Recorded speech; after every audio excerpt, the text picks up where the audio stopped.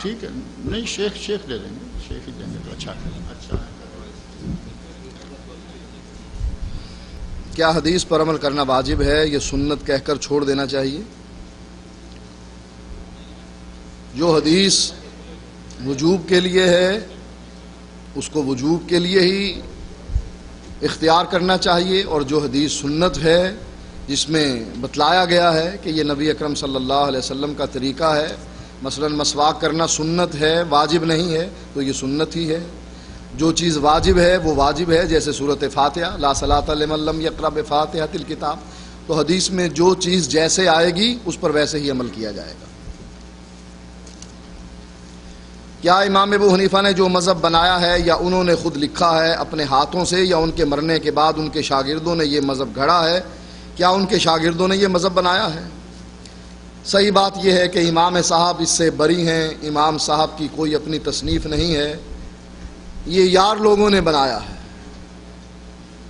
پہلے مسئلہ امام صاحب کے زمانے میں کچھ اور تھا، بعد میں کچھ اور بن گیا۔ مثلا امام کی شرائط ذکر کرتے ہوئے بعض کتابوں میں صرف یہیں تک ہے فقہ حنفی کی کہ جو عالم دین ہو، قرآن زیادہ پڑھا ہوا ہو، ہجرت میں وہ پہلے ہو، عمر میں بڑا ہو، یہ چند چیزیں کچھ کتابوں میں موجود ہیں۔ کچھ یار لوگ بعد میں آئے، انہوں نے اس میں اتنا اضافہ کر دیا کہ ہاں اس کے بعد جو ہے وہ خود بھی خوبصورت ہو، کپڑے بھی اس نے خوبصورت پہنے ہوئے ہوں، اعلیٰ نسل کا ہو، سید خاندان کا ہو۔ کچھ نے یہ اضافہ کر دیا، اور پھر کچھ نے یہ اضافہ کر دیا کہ خود بھی خوبصورت ہو اور اس کی بیوی بھی خوبصورت ہو۔ کہا سر اس کا بڑا ہو، عضو اس کا چھوٹا ہو۔ اب بتلائیے امام صاحب رحمۃ اللہ علیہ نے یہ بات کہاں لکھی؟ کہیں بھی نہیں۔ جیسے وہ شیعہ کہتے ہیں آواز آندھی ہے، یعنی کوئی قصہ گھڑا ہوا بیان کرنا ہو، کہتے ہیں آواز آندھی ہے۔ اسی طرح یہ لوگ کہتے ہیں قال ابو حنیفہ ہکذا، قال ابو حنیفہ، کہاں فرمایا؟ کوئی سند، کوئی ثبوت، کوئی شاگرد، کوئی سلسلہ اسناد ہے؟ کہا نہیں، بس امام صاحب نے فرمایا۔ سب کچھ تھوپ دیا جاتا ہے۔ اور عجیب بات یہ ہے کہ امام صاحب کی باتیں یہ فروع میں مانتے ہیں، مسائل میں مانتے ہیں، کہتے ہیں امام ابو حنیفہ کی عقیدے میں تقلید نہیں کرنی، عقیدے میں امام صاحب کی بات نہیں ماننی، ہاں فروع میں بات ماننی ہے۔ کیوں؟ اس لیے عقیدے میں ان کا عقیدہ چونکہ صحیح تھا، وہ فرماتے ہیں جو اللہ کو عرش پر نہ مانے وہ کافر ہے، جو یہ کہے اللہ ہر جگہ ہے وہ مسلمان نہیں۔ یہ امام صاحب کا عقیدہ موجود ہے۔ شرح عقیدہ طحاویہ میں باسند شاگرد پوچھتا ہے کہ جو آدمی یہ کہے کہ اللہ عرش پر نہیں، کہا وہ مسلمان نہیں۔ کہا چلو یہ تو مانے کہ اللہ عرش پر ہے، لیکن یہ کہے مجھے پتہ نہیں عرش زمین پر ہے یا آسمانوں میں، فرمایا پھر بھی وہ کافر ہے۔ عقیدے میں بات نہیں ماننی امام صاحب کی، ہاں ان مسائل میں امام صاحب کی بات کو سامنے رکھنا ہے۔ امام صاحب کا اپنا یہ اپنے اقوال نہیں ہیں، یہ یار لوگوں نے گھڑ رکھے ہیں۔ آج کے درس سے کیا مانا جائے کہ حدیثوں سے انکار یا تبدیلی اماموں نے کی، یا بعد کے لوگوں نے اپنی مرضی سے تبدیلیاں کر کے انہیں اماموں کے نام دے دیا؟ اصل حقیقت کیا ہے؟ اصل حقیقت یہ ہے کہ بعد کے لوگوں نے حدیث رسول کو اپنے مسلک کے خلاف سمجھتے ہوئے حدیث کا انکار کر دیا، ورنہ امام ابو حنیفہ کا یہ قول موجود ہے اذا صح الحدیث فہو مذہبی، جب صحیح حدیث آ جائے وہی میرا مذہب ہے۔ امام صاحب فرماتے ہیں اترکوا قولی بخبر رسول اللہ صلی اللہ علیہ وسلم، جب نبی کی حدیث آ جائے میری بات کو چھوڑ دینا، فضربوا علی الحائط، میری بات کو دیوار پر دے مارنا اگر میری بات نبی کی بات سے ٹکرا جائے۔ امام ابو حنیفہ حدیث کو ماننے والے تھے، یہ بعد کے لوگوں کی سازش ہے کہ انہوں نے اپنے مسلک کو بچانے کے لیے حدیث کو رد کر دیا۔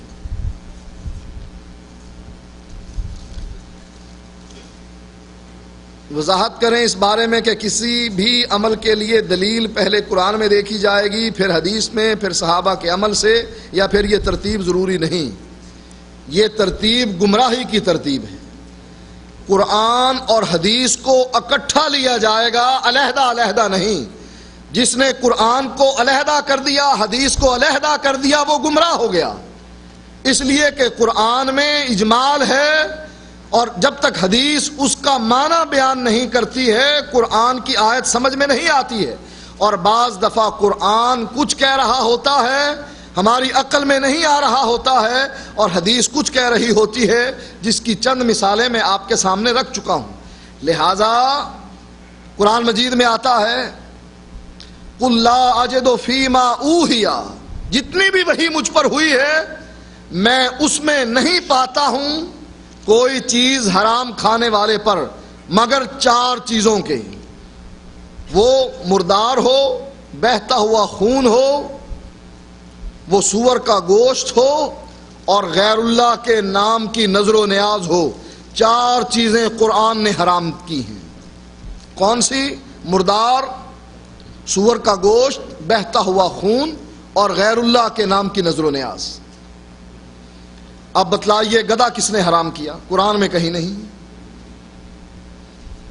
گدھے کو اللہ کے نبی نے حرام کیا، قرآن میں کہیں نہیں.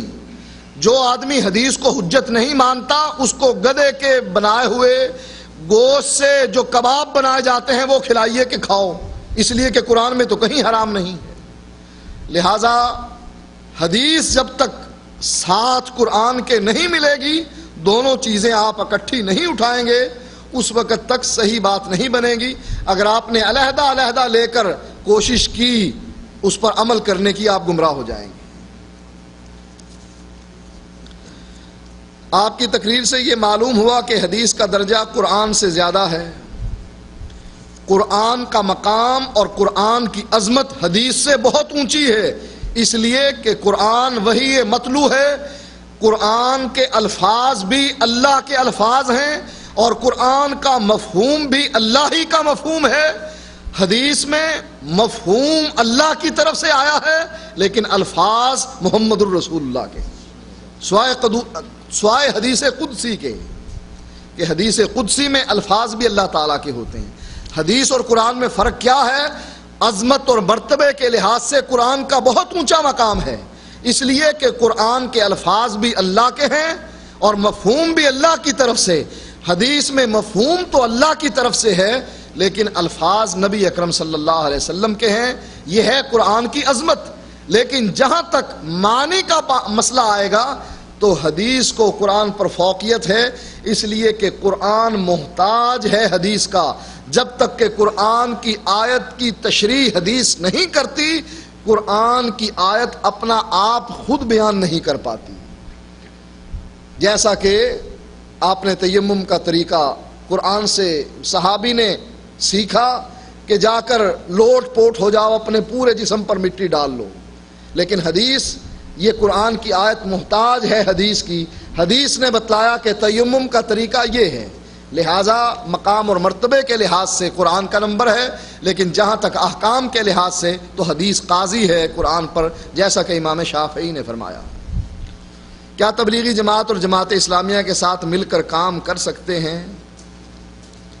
تبلیغی جماعت اگر صرف توحید و سنت کی بات کہے ان کے ساتھ مل کر کام کریں، اور اگر ان کی فضائل اعمال اور فضائل صدقات میں شرک کے ڈھیر لگے ہوں، پھر شرک کی ایک رتی تو اللہ انبیاء کو بھی معاف نہیں کرتا.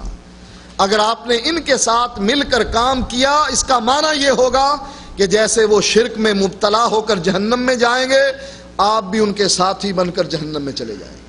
لہٰذا عقیدے میں کوئی سمجھوتا نہیں ہو سکتا. ایسے ہی جماعت اسلامی کا مسئلہ ہے کہ وہ حدیث کا انکار کرنے والے، حدیث کو عقل پر پرکھنے والے، بخاری اور مسلم کی حدیث کو ٹھکرا کر ضعیف حدیثوں کو ماننے والے لوگ ہیں. لہٰذا ان کے ساتھ مل کر کام کرنا یہ صحیح نہیں.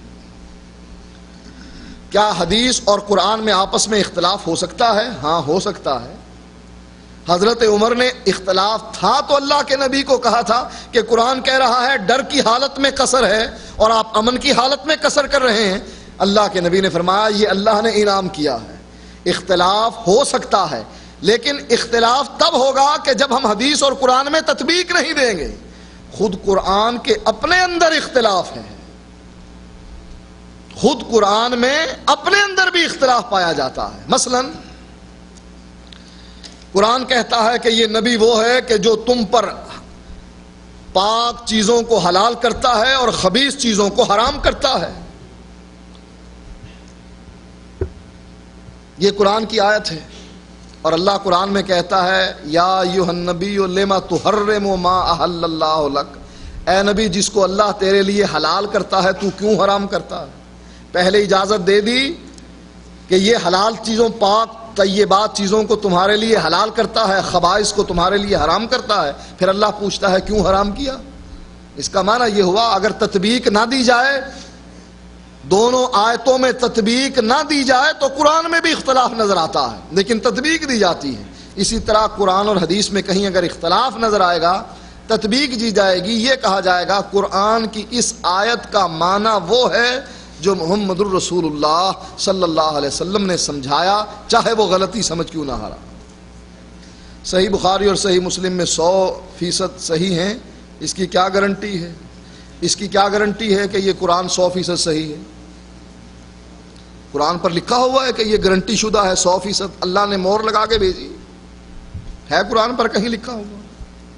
قرآن کے لیے سب سے بڑی دلیل دی جاتی ہے کہ اللہ قرآن میں کہتا ہے انا نحن نزلنا الذکر و انا لہ لحافظون، کہ یہ ذکر ہم نے اتارا اور اس کی حفاظت ہمارے ذمے ہے۔ اللہ نے قرآن کی گارنٹی نہیں دی، ذکر کی دی ہے۔ ذکر کیا ہے؟ فاسألوا اہل الذکر ان کنتم لا تعلمون، اہل ذکر سے پوچھو اگر تمہیں علم نہیں۔ اہل ذکر کون ہیں؟ علماء مراد ہیں۔ علماء کون ہوتے ہیں؟ جو قرآن کو بھی جانتے ہیں، حدیث کو بھی جانتے ہیں۔ ذکر سے کیا مراد ہوا؟ قرآن اور حدیث۔ انا نحن نزلنا الذکر، ہم نے قرآن اور حدیث اتارا اور اس کی حفاظت ہمارے ذمے ہے۔ یہ گارنٹی قرآن میں بھی لکھی ہوئی نہیں، چونکہ حدیث بخاری اور مسلم کی محدثین کے سامنے کتاب پیش کر دی گئی، جس نے اعتراض کرنا چاہا اعتراض کیا، اس کے اعتراض کا جواب دیا گیا، اور سب نے پھر گواہی دی اصح الکتب بعد کتاب اللہ، اللہ کی کتاب کے بعد سب سے صحیح ترین کتاب یہ بخاری اور مسلم، بخاری شریف ہے، اور صحیح ہے بخاری اور مسلم کو کہا گیا ہے، لہٰذا اس کی ساری مرفوع احادیث 100% صحیح ہیں، ایسے ہی صحیح ہیں جیسے قرآن کے 30 پارے صحیح ہیں۔ کچھ علماء کہتے ہیں بخاری پر اصح الکتب لکھنے کا مطلب